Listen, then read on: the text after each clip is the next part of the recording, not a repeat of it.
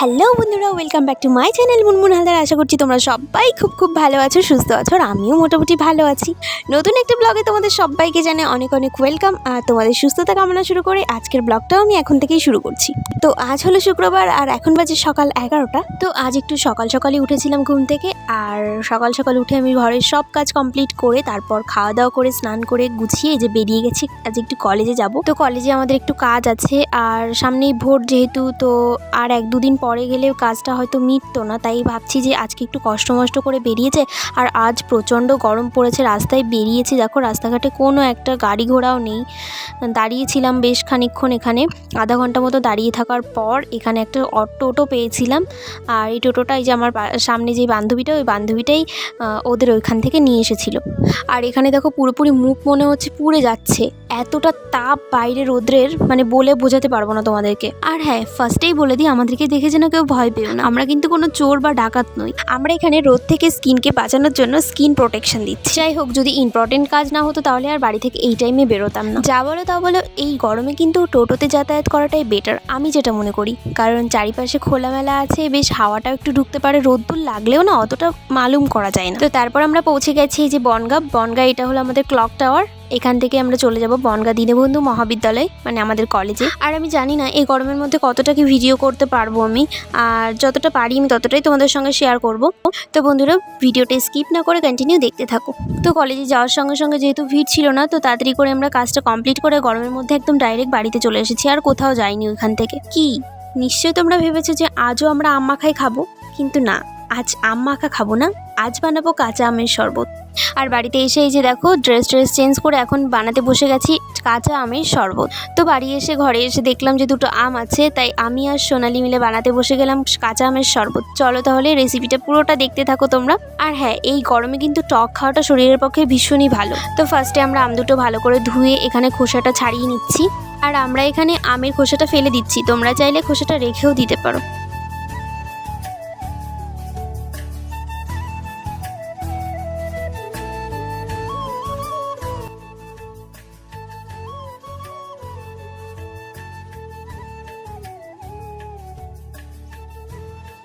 তো তারপরে এখানে আম ছোলা কমপ্লিট, আর আমগুলো আমি এভাবে ছোট করে কেটে নিয়েছি, কারণ মিক্সিতে দেব, এটা তো আর শিল নোড়াতে বাটা সম্ভব না। এটা আমরা মিক্সচার মেশিনে দিয়ে ভালো করে পেস্ট করে নেব। আর ছোট করে কাটলে কি বলো তো, ভালো পেস্টটা হবে। আর এবার আমরা আমগুলো ভালো করে জল দিয়ে ধুয়ে নিচ্ছি।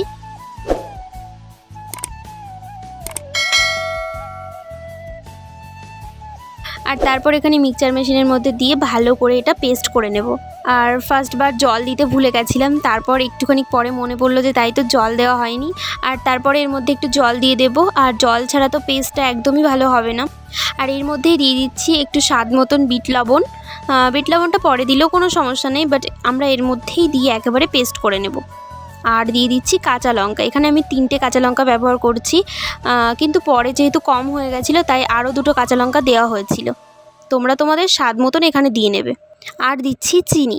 আমাদের কাছে যেহেতু পুদিনা পাতা ছিল না, তোমাদের কাছে যদি পুদিনা পাতা থেকে থাকে তাহলে অবশ্যই তোমরা এর মধ্যে পুদিনা পাতাটা অ্যাড করতে পারো। আর চিনিটাও আমরা আমাদের পরিমাণ মতো নিয়ে নিয়েছি এখানে 100 গ্রাম। যেহেতু আমটা প্রচণ্ড টক ছিল, তো চিনি একটু বেশি দরকার ছিল আমাদের। তোমরাও তোমাদের পরিমাণ মতন এখানে চিনিটা অ্যাড করে নিও, কমিয়ে বাড়িয়ে। আর দিয়ে দিচ্ছি জলজিরা, তোমরা চাইলে এর মধ্যে ভাজা জিরের গুঁড়ো কিংবা চাট মশলাও ব্যবহার করতে পারো। আমরা কিন্তু কাঁচা আমের শরবতটা এই বছরে ফার্স্ট খাচ্ছি। আর তোমরা কিন্তু কমেন্ট করে জানিও আমের কোন রেসিপিটা তোমাদের সব থেকে বেশি ভালো লাগে। আমার কাছে কিন্তু আমের প্রতিটা রেসিপিই খুব ভালো লাগে, কারণ যতই হোক ভারতের জাতীয় ফল কিন্তু আম, আর আমটা তো ভালো লাগবেই, তাই না বলো?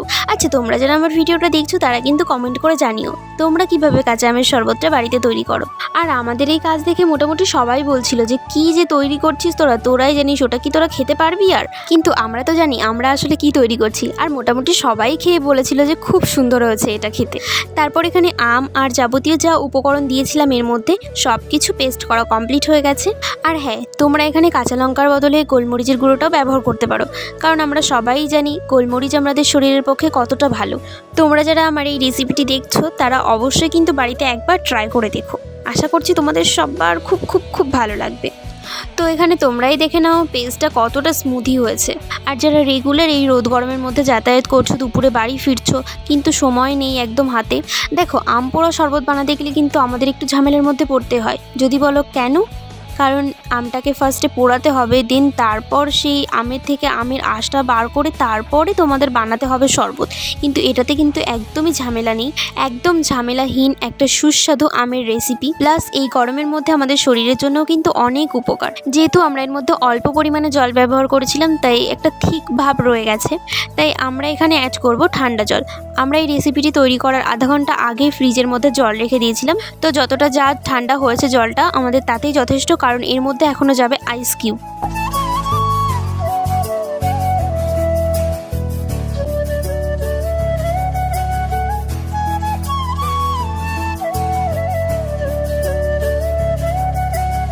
আর তারপর এর মধ্যে অ্যাড করব লেবুর রস। তো এর মধ্যে দেওয়ার দরকার ছিল গন্ধরাজ লেবু, বাট আমাদের কাছে যেহেতু গন্ধরাজ লেবুটা নেই, তো বাড়িতে যা লেবু ছিল সেটাই আমরা দিয়ে দিচ্ছি এর মধ্যে। তোমরা চাইলে এখানে লেবুটা স্কিপ করে দিতে পারো, আর আমরা কিন্তু খোসাটা ফেলে দিচ্ছি না, খোসাটাও এর মধ্যে দিয়ে দিচ্ছি। যেহেতু এর মধ্যে আবার জল অ্যাড করা হয়েছে তো লবণটা একটু কম লাগছিল, তাই এর মধ্যে আবার দিয়ে দেবো বিট লবণ। তারপরে দিচ্ছি লেবুর পাতা। লেবুর পাতাটা কিন্তু এখানে ফ্লেভারের জন্য ব্যবহার করা হচ্ছে, আর আমরা কিন্তু লেবুর পাতাটা মাঝখান থেকে ছিঁড়ে ব্যবহার করছি, তাহলে ফ্লেভারটা বেশ ভালো আসে।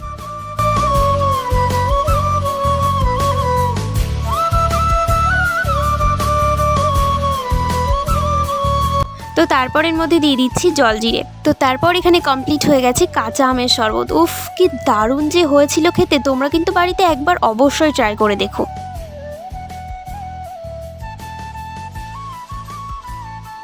আর এবার হলো আমাদের খাওয়ার পালা। ও তাই তো, এটাকে তো ভালো করে ডেকোরেশন করতে হবে। তার জন্য আমরা এখানে একটা কাচের গ্লাসের মধ্যে নিয়ে নিচ্ছি ছোট ছোট আইস কিউব। যদিও এখানে আইস কিউবটা না দিলেও চলবে, কারণ আমরা যেহেতু এখানে ঠান্ডা জল ব্যবহার করেছি তো সেক্ষেত্রে আইস কিউবটা না দিলেও চলে, বাট আমরা তবুও দিয়ে নিচ্ছি কারণ আমাদের কাছে আইস কিউবটা ছিল, আর এর মধ্যেও কিছু আইস কিউব দিয়ে দিয়েছি।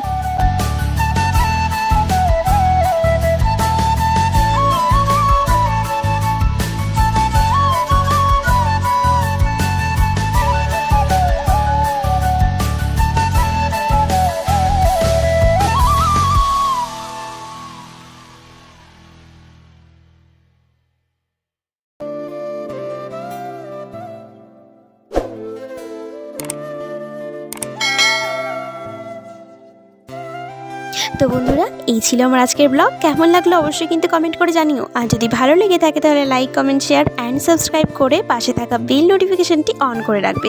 তাহলে কি হবে বলো তো, আর যখনই আমি নতুন নতুন ভিডিও, নতুন নতুন ব্লগ পোস্ট করব, সবার ফার্স্ট তোমার ফোনে পৌঁছে যাবে, আর তুমি সবার ফার্স্ট আমার ভিডিওটা দেখতে পারবে। তো সবাই ভালো থেকো, সুস্থ থেকো, দেখা হচ্ছে আবার নেক্সট ব্লগে। টাটা সবাইকে।